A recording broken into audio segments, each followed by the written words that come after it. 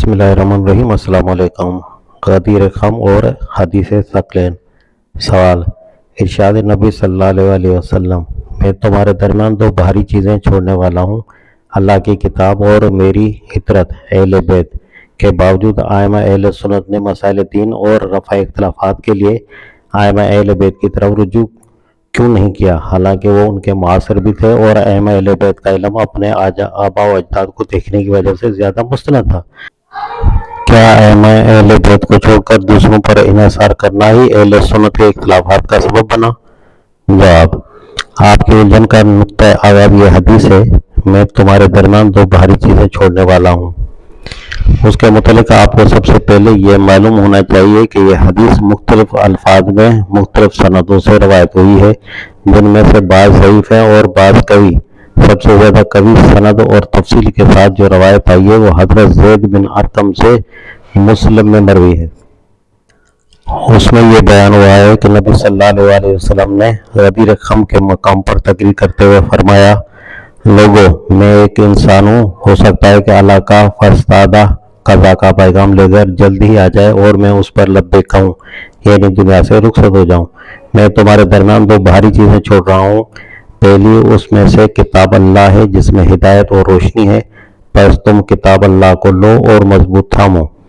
اس سلسلے میں آپ صلی اللہ علیہ وسلم نے حاضرین کو کتاب اللہ کی پیروی پر ابھارا اور اس کی طرف رغبت دلائی۔ پھر فرمایا: اور دوسری چیز میرے اہل بیت ہیں، میں اپنے اہل بیت کے معاملے میں تم کو اللہ کی یاد دلاتا ہوں۔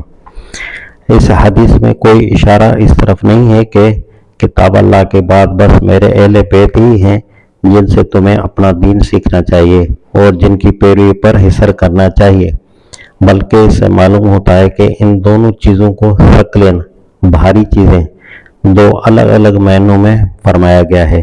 کتاب اللہ اس لیے بھاری چیز ہے کہ وہی ہدایت کا سرچشمہ ہے اور اسے چھوڑنا یا اسے منحرف ہو جانا تباہی و ضلالت کا موجب ہے، اور اہل بیت کو بھاری اس لیے فرمایا کہ ہمیشہ اکابر نوع انسان ہی کے اہل بیت ان کے پیرووں کے لیے سختہ وجہ آزمائش ثابت ہوئے ہیں۔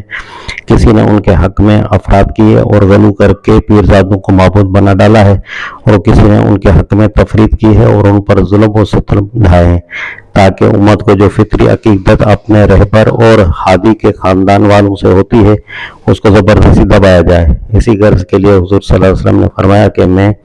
اپنے اہل بیت کے معاملے میں تم کو خدا کی یاد دلاتا ہوں، یعنی ان کے معاملے میں خدا سے ڈرو اور افراط و تفرید کے پہلو اختیار کرنے سے بچو۔ دوسرے،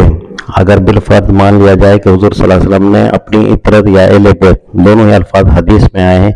سے دین سیکھنے کا ہی حکم دیا ہے، تو ان الفاظ کا مفہوم آخر صرف اولاد حضرت علی رضی اللہ تعالیٰ عنہ تک ہی کیوں محدود کر دیا گیا؟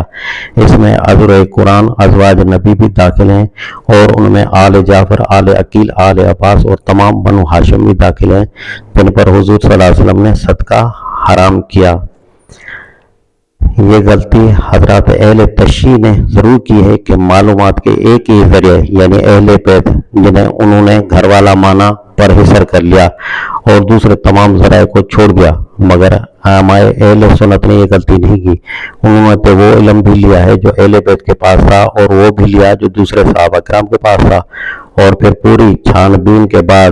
اپنے طرز تحقیق کے مطابق فیصلہ کیا کہ کس مسئلے میں کون سا طریقہ زیادہ صحیح اور معتبر ہے۔